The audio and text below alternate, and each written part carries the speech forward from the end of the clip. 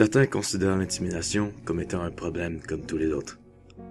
Mais personne ne sait vraiment les effets et les conséquences de l'intimidation mieux que les victimes elles-mêmes.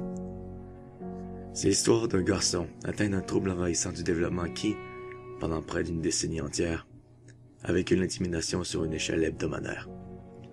Il en a reçu des insultes, des menaces et des coups.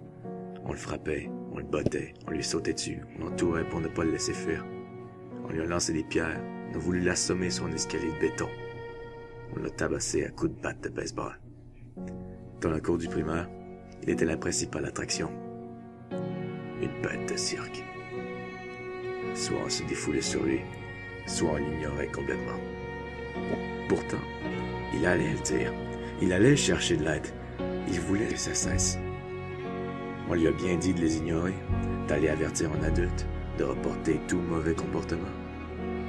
Mais au fond, inconsciemment, il s'était créé une réputation de punching bag, un défoulatoire pour tous et toutes les personnes mal intentionnées qu'il rencontre dans la vie.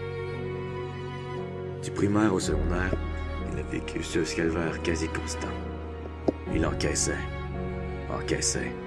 et encaissait encore.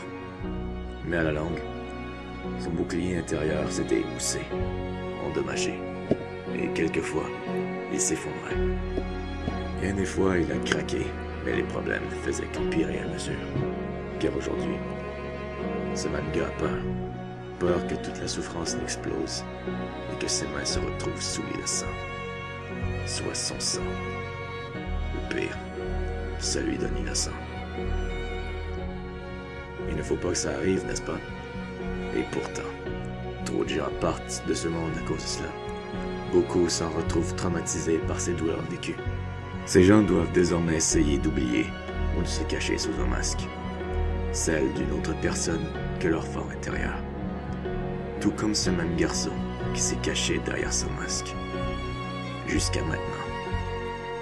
Cette voix que vous entendez, c'est celle de ce garçon qui a décidé de retirer son masque, de mettre à nu sa peau écorchée et cicatrisée au nom de l'intimidation.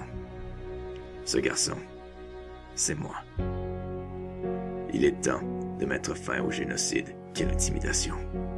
Ouvrez les yeux.